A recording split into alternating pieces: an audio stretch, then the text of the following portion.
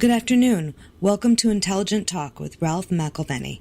Join us every Thursday at 5 p.m. on the City World Radio Network as we discuss topics in politics, art, and current events.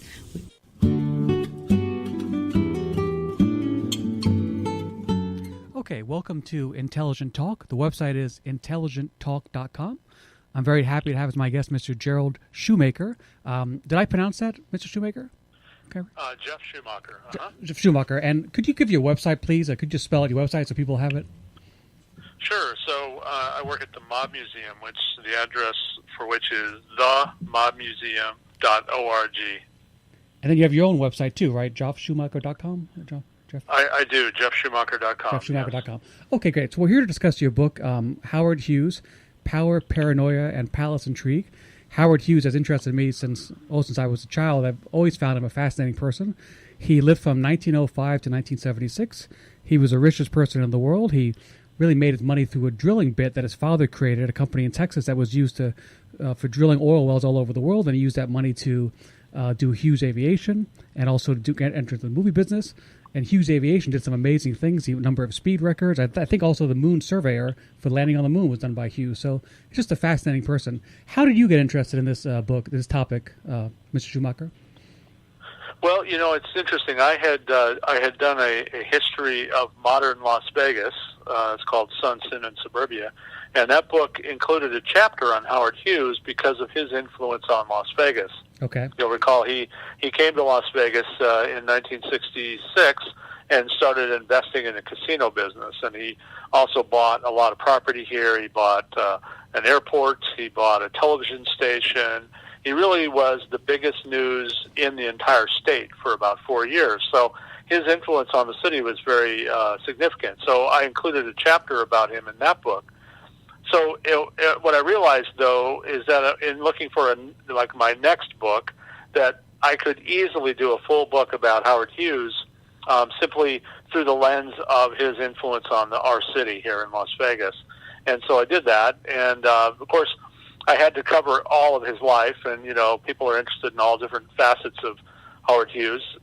So the book is more of a general biography. But always looking for those ways to bring it back to Las Vegas, and it's not hard to do. He had a long history with our city. Yes, I want to get to that period between 66 and 70. Just a brief more of an introduction. He put Noah Dietrich in charge of Hughes Tools. As I said before, the money from that was used to do the movie business.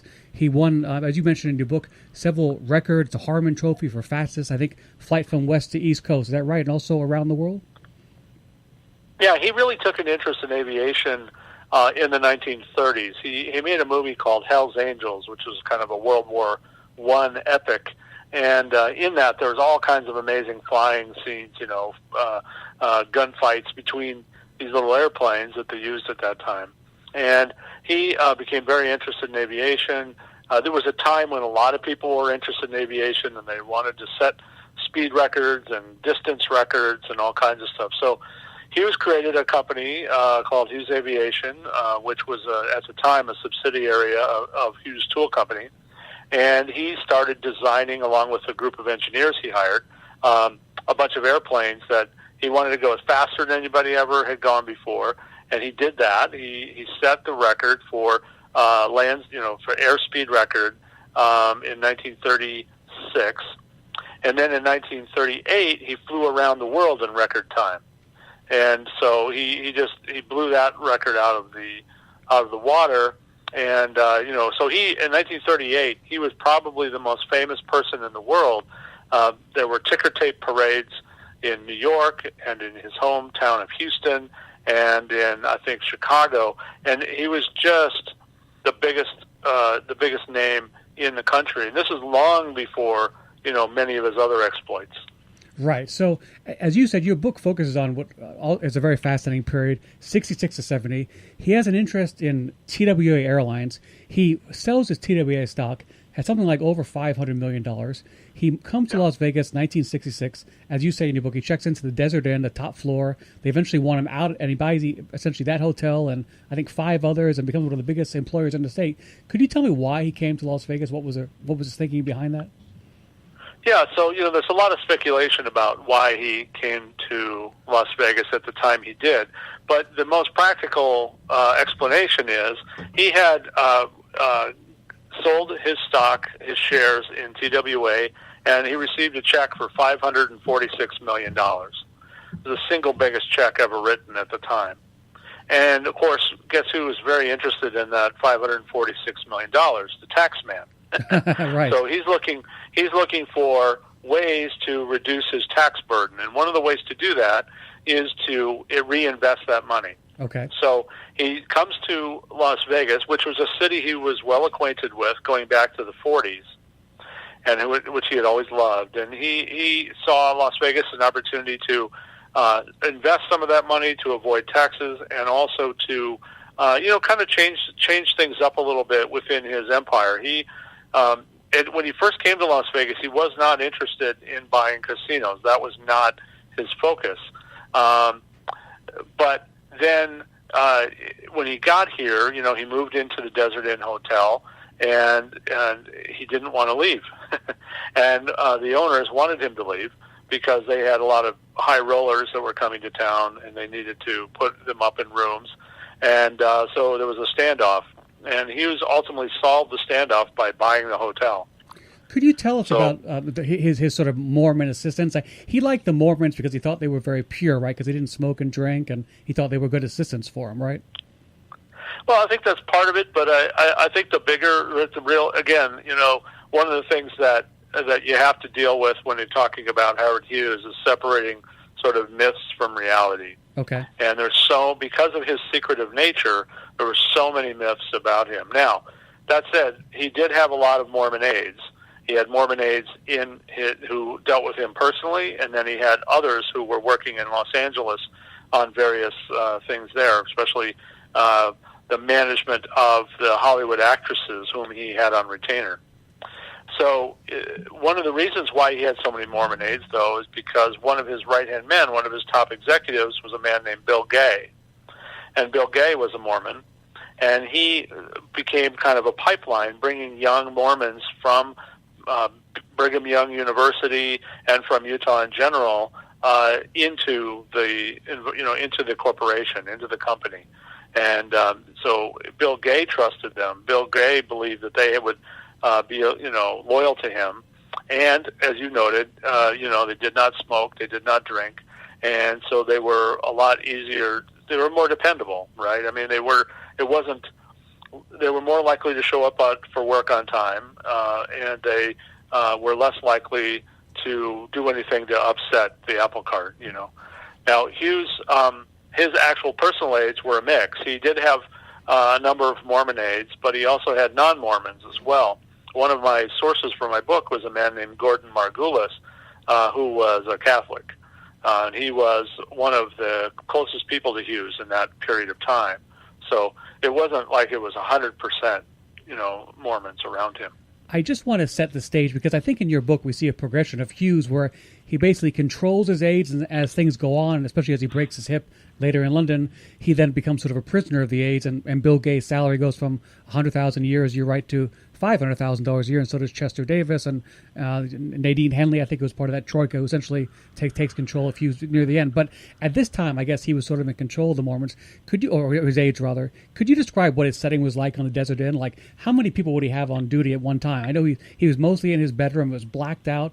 Did he have jars of his urine around, too, and filth? I mean, could you just set the stage what it was like in his bedroom? Sure. So Hughes moved into the 9th floor of the Desert Inn. He took the entire ninth floor, and but he only stayed. That was the penthouse floor at the time. Okay. And he wanted that for security reasons. He didn't want people above and below him. He also ultimately leased out the 8th floor, just so he wouldn't have people somehow on the 8th floor listening to him or planting bugs or whatever. So, but he only stayed basically in one suite on that floor, about a 15 by 17 foot room, not a particularly fancy room. And that was where he spent most of his time. And then the aides were out in the remainder of the floor. And Hughes was, at that time, he was very reclusive. He his obsessive compulsive behavior was really getting the best of him. For example, he did not want the aides to dust the room. Okay. Now you might say, well, he was kind of a clean freak, right? So why wouldn't he want them to dust the room? Well, in his mind, the problem with dusting is it kicked up all the dust, right? So better to leave it be rather than kicking it up into the air where it can be ingested and cause problems. So his rationale was a little bit twisted. And he communicated with people. He communicated directly with his aides. So there were about 6 or 8 aides with whom he interacted on the 9th floor of the Desert Inn. However, no one else came and saw him. So everything else, all his other business was conducted either by telephone or by memo. And he famously wrote many, many handwritten memos on yellow legal pads at that time and sent those out. And then he received memos in reply. He also was on the phone a great deal. But I think it would be fair to say that he was already largely under the control of his aides in Las Vegas. All right. There were times in Las Vegas when the control of the drugs that he was taking, the pain-killing drugs, was controlled by the aides to the point where they could control him. And that was what, sort of the slippery slope that got worse and worse as his life progressed into the 70s. Just a quick question as to what you thought maybe the root of his sickness was. I mean, I think in your book you mentioned that his mother was afraid of germs. There have been people that have speculated that he hit his head on his numerous airplane crashes, including the one right after World War II when he was testing that new plane and crashed in Beverly Hills by the golf course.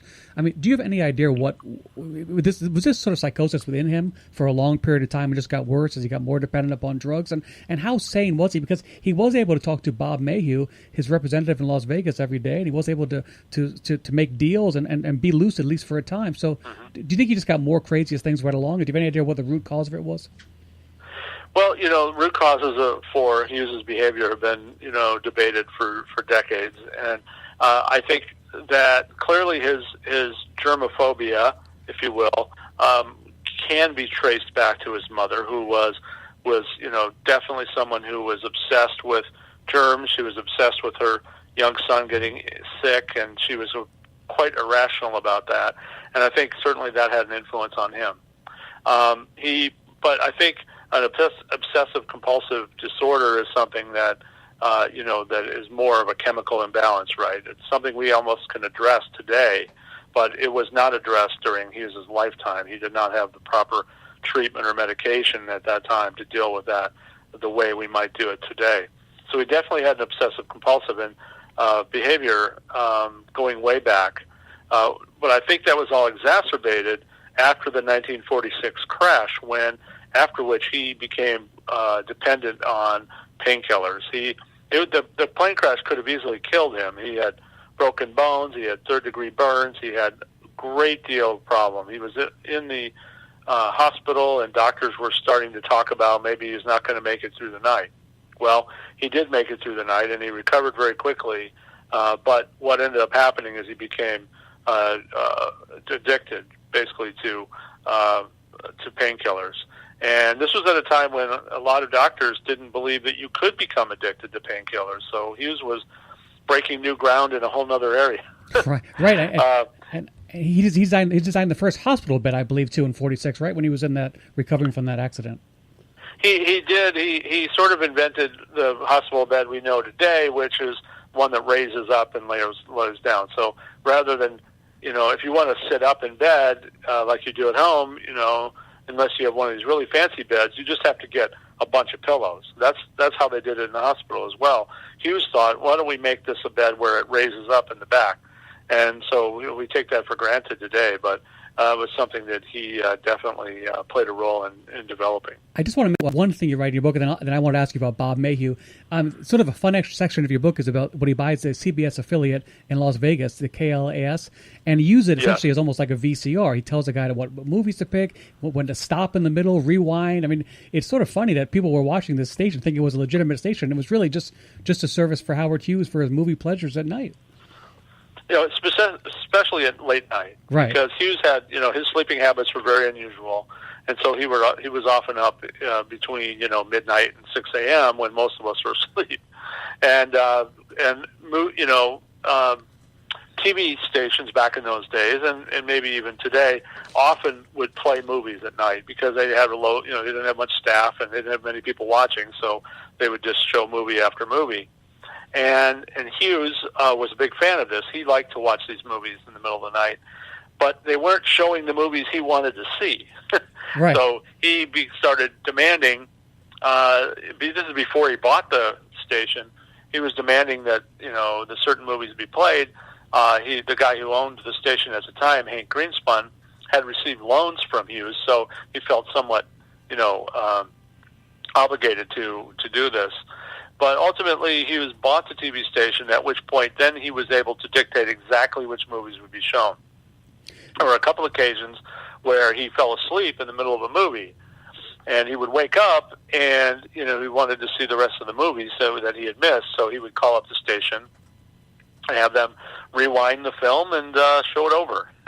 So if you're a person out there just in Las Vegas, and you're a late night person, and the movie suddenly starts over again at the beginning, or wherever he wanted it shown, that had to be awfully strange. You're like, what in the world is going on with this TV station? Absolutely. One of the things your book really raises, which is kind of an interesting question, is really how hard is it to run these giant companies? Because someone like Howard Hughes was in bed, drugged up most of the time, and these companies were run fairly well. And I guess one of the reasons why he could do that is he had good aides, and his principal aide in Las Vegas was Robert Mayhew. And you bring out some interesting stuff in your book about his background, like how he worked for Stavros Niarchos, who was Onassis' rival, to stop a deal that Onassis had with the Saudis. Could you discuss Mayhew and whether you thought he was a competent aide and what kind of a job he did for him in Las Vegas in buying those properties? Sure. So Bob Mayhew, was a person who during World War II was very involved in counterintelligence, counterespionage for the U.S. government. Then he became an FBI agent, and then later did work for the CIA. He was not in the CIA, but he would do what they called cutout jobs, and what that meant is he would do the dirty work that the CIA did not want to be linked to. Okay. So they would pay him to go take care of things. So when Mayhew started his own company in the mid-'50s to do this kind of work, ultimately Howard Hughes learned about him and wanted Mayhew to do certain jobs for him. So Mayhew did that. He would do, investigations, or he would help him take care of a problem, one kind or another. And Hughes really took a liking to Mayhew, and Mayhew to Hughes, and they became, close. When after Noah Dietrich was fired by Hughes in 1957, and then Hughes moved to Las Vegas, he decided he needed somebody as his lead guy in Las Vegas. He didn't want to bring guys in from Houston or from L.A. He needed somebody who knew the lay of the land in Las Vegas, and so he named Robert Mayhew his man in Nevada, and Mayhew did a good job for him. Mayhew developed a great relationship with the governor of Nevada, Paul Laxalt, at the time. He smoothed the way for Hughes to buy these casinos at a time when, and still true today, when if you want to gain a gaming license in Nevada, you need to personally appear in front of the Gaming Control Board. And Hughes was a recluse at the time. He did not want to appear in front of anyone. And somehow Mayhew convinced the governor, Paul Laxalt, and the Game Control Board to grant licenses to Hughes, even though he was not showing up at the meetings. Right. So that was a big coup on Mayhew's part. Now, ultimately, things went bad for Mayhew with Hughes. There's a whole other story associated with that. But from 66 to 70, they ultimately bought 6 hotel casinos in Las Vegas and 1 in Reno. They bought property, they bought mining claims, they bought a TV station, they bought an airport, and more. One of the things you mentioned about the airport is how prescient Hughes was in terms of figuring out regional hubs, basically, for airlines, and the idea of basically supersonic transport. And he sort of predicted, in a way, what air travel will probably become and what it was becoming with these major hubs around the world. Is that right? Well, yes and no. It turns out that the supersonic airplane was kind of a bust, right. although we have them. But he actually envisioned, I think this could happen in the future, but we're still looking forward to that.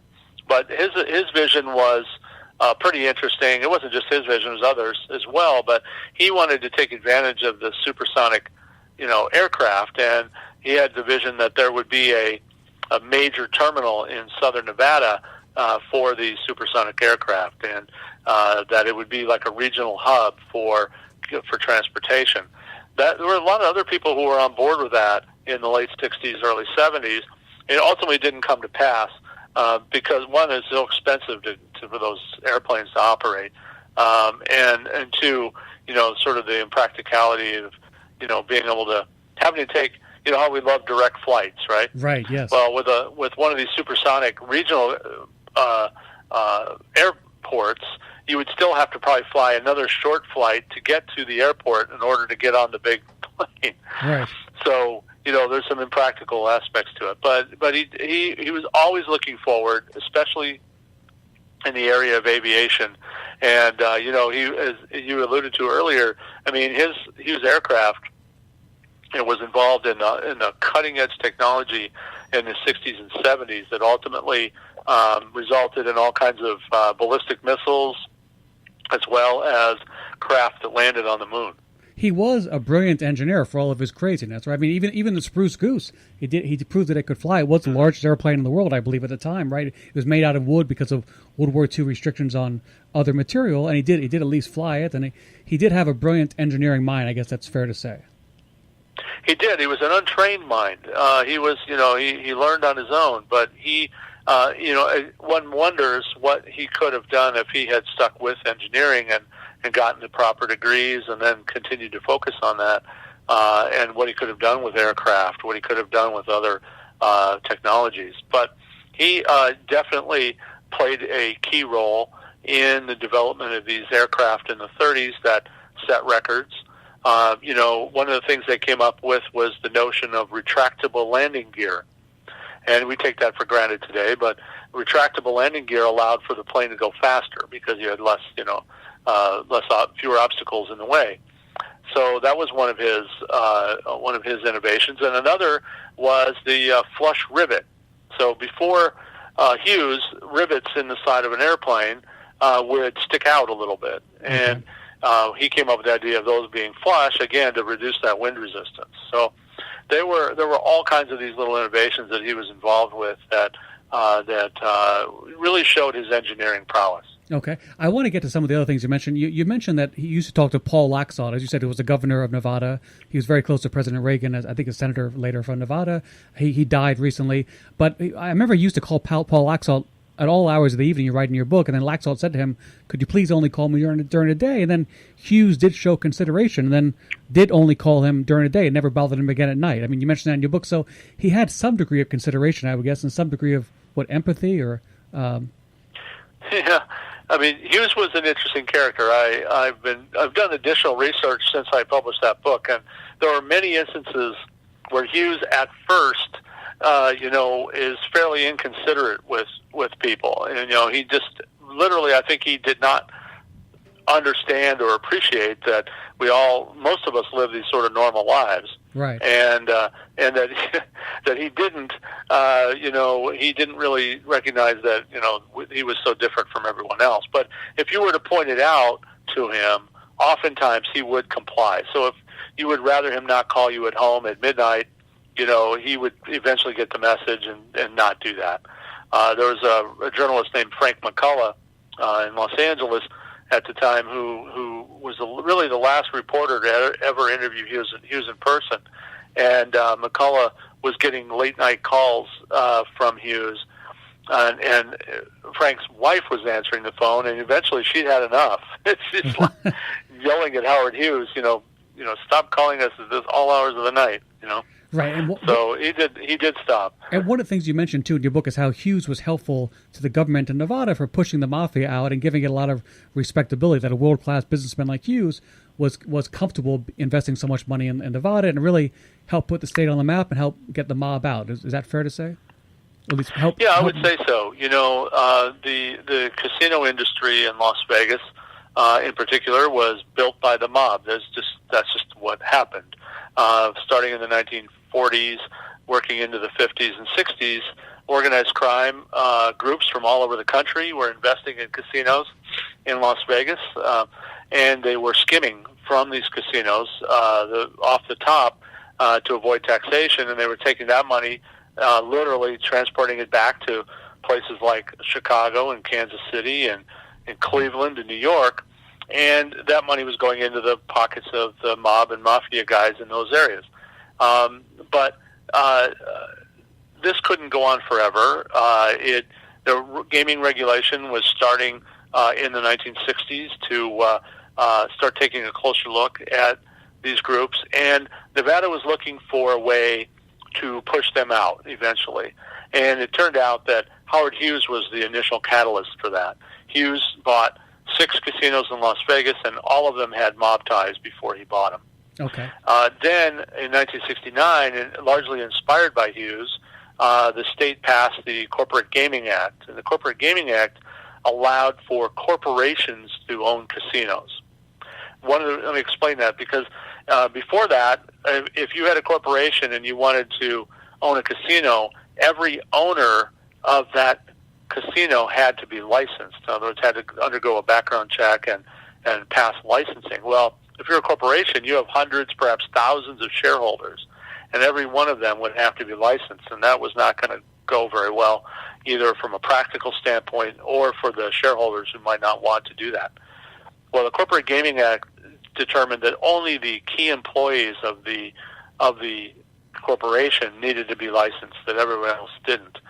And this really opened the door for a lot of corporations in the 70s to start investing in Las Vegas. And they had a lot more money than the mob did, and they really cleaned things up eventually. Okay. I want to get now to the last few years of his life and then obviously get your opinion on his legacy. One of the things you mentioned in his book is that Bill Gay, who was sort of his chief aide, the Mormon, had his brother-in-law who eventually took over the treatment of Hughes, Dr. Wilbur Thane, I think his name was. And they basically conspired to make sure that Hughes doesn't really see a lot of outside doctors, keep him very drugged up. You mentioned also that Gay's salary goes from $100,000 to $500,000, which is a tremendous amount of money in the 70s, as well as Chester Davis, and a lot of legal billing, and taking exotic trips, going to Europe, renting private jets, going to Switzerland, having pretty much a grand time on his money. And then the last 6, he's convinced basically to fire Mayhew, right? But because Mayhew could not be controlled by Gay, as I sort of understand it. And then he's also convinced to leave Las Vegas in 1970 to avoid being subpoenaed in litigation with Mayhew, obviously, who fought his firing. And then he becomes like a Flying Dutchman. He goes to England, he goes to Nicaragua, he goes to the Bahamas and Canada. I mean, just like constantly on the go, on the move. And his weight drops to he's 6'4", something like 115 pounds. I mean, that's a very sad time in his life, I would imagine. I mean, those last 6 years. Yeah, I think so. And Hughes was suffering, had health problems, and he obviously had this addiction. He was very reclusive. He was paranoid about a lot of things. And I believe this group of aides, I'm not the only one who believes this, but I believe that this group of executives with the through the aides who were closest to Hughes, manipulated him. They took advantage of him, and they were really running the show, especially in the last about 3 years of Hughes' life, when he was not very engaged at all. Right.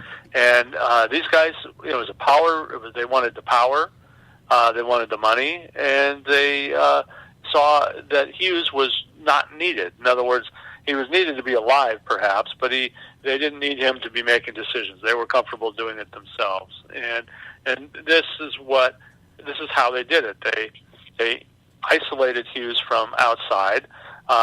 Hughes had an actual friend named Jack Reel, R-E-A-L, and Jack Reel was someone who Hughes knew from the late 50s on, who was very involved with aviation. And he was at Lockheed at one time. And so Hughes got to know him and really like him. In the 70s, Hughes wanted, when he was lucid, he had made decisions. He wanted Jack Reel to become much more involved with his company and to, really be on a level with Bill Gay and some of these other guys.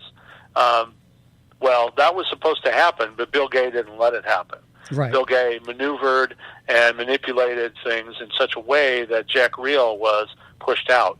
And one of the ways he was pushed out was the aides with Hughes literally did not allow Reel to visit him. Physically did not allow him into the room to see Hughes and talk to him. And this is when you're getting into what I would characterize as sort of criminal behavior. And then they were also influencing him by the drugs. I mean, the drugs he became so, such an addict that anybody who was in control of the drugs became in control of Hughes. Right.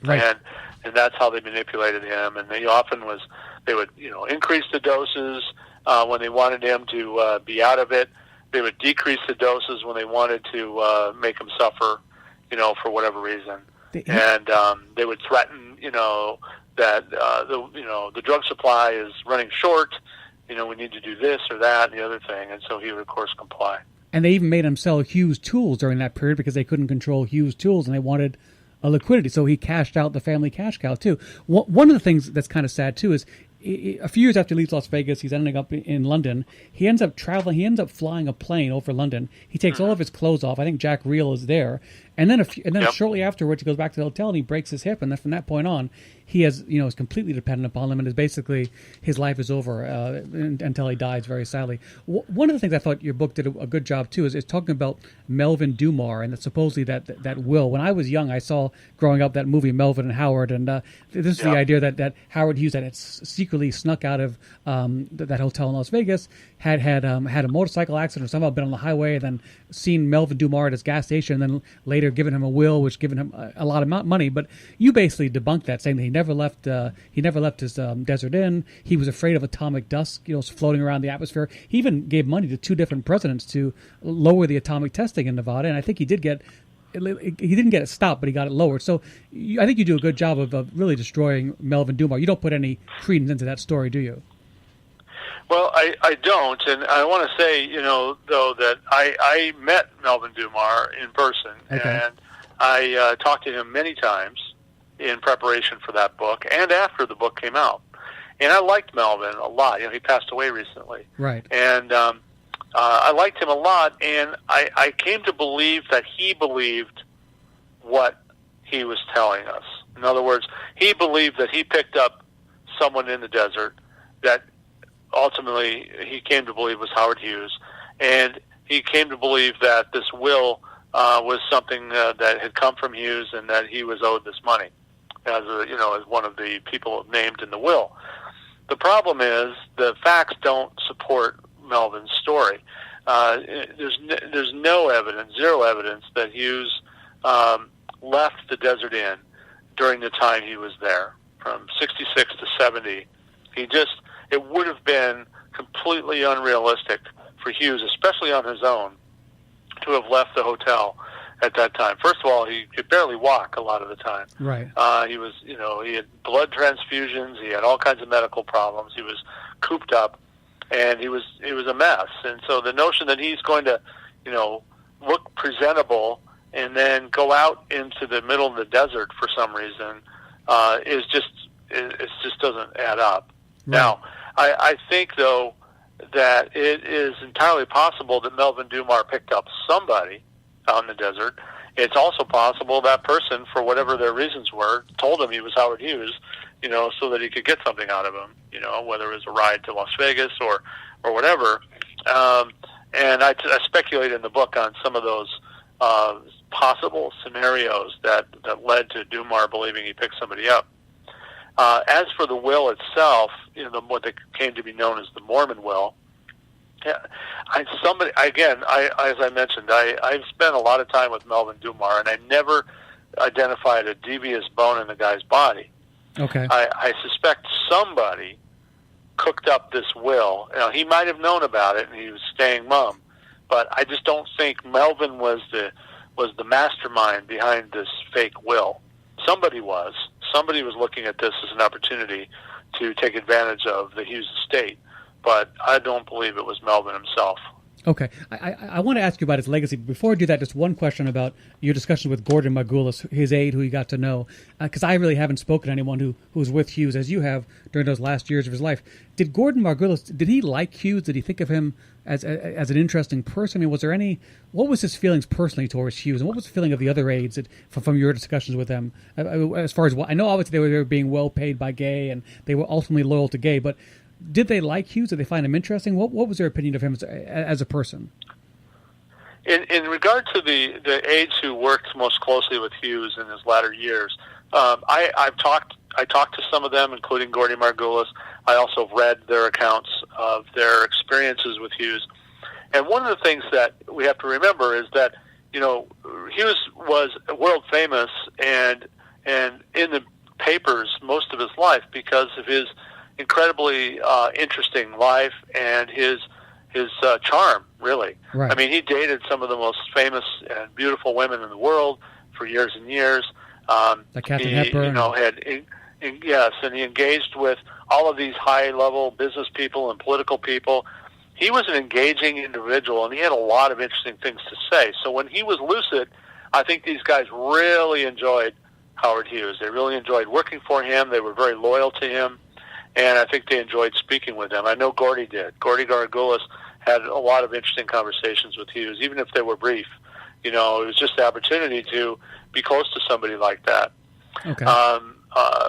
But I think there were some aides who, somehow they were just doing a job, and they were loyal to Bill Gay, and then unfortunately, what we ended up seeing is they were more loyal to Bill Gay than they were to Howard Hughes, because they were participating in this manipulation later in his life. And to me, that's one of my, looking back, if I were to say something, I would say, gosh, why didn't a couple of these aides come forward into the media or to the law enforcement agency, wherever they were, and say, guys, this is not right, this is all shouldn't be happening, this guy needs proper medical care, he needs to get off these drugs, etc. And none of them ever did that, that was a real unfortunate thing. It's kind of funny because Elvis was sort of in the same situation as you may remember. Before he died, a few of his aides, they were fired, but they did come forward and say that. And of course, Elvis died shortly thereafter anyway. Just in summing up Howard Hughes' legacy, would you agree with me that Howard Hughes is kind of like a Steve Jobs, a stubborn, difficult person, but someone who pushes the world forward? I mean, Jobs did that in design and in computers, and in case of Jobs, in case of Hughes, it was aviation and movies and things of that nature. But he pushed us forward for all of his craziness and his difficultiness and eccentricities. Would you agree with that? I think there's no question about that. I think Hughes was one of the more important people in the United States in the 20th century. He pushed, as you described it, in the movies, the movie business, in aviation for sure. He made a big impact on Las Vegas.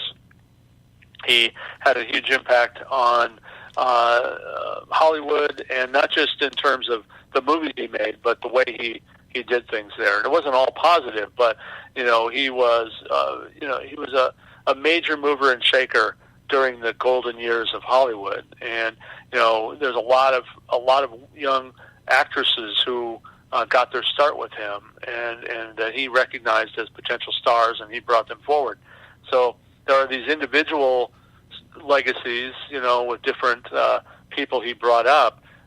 Then there are the larger legacies, and I think perhaps none bigger than his role in Las Vegas and his impact on this city, which is felt and still being felt today.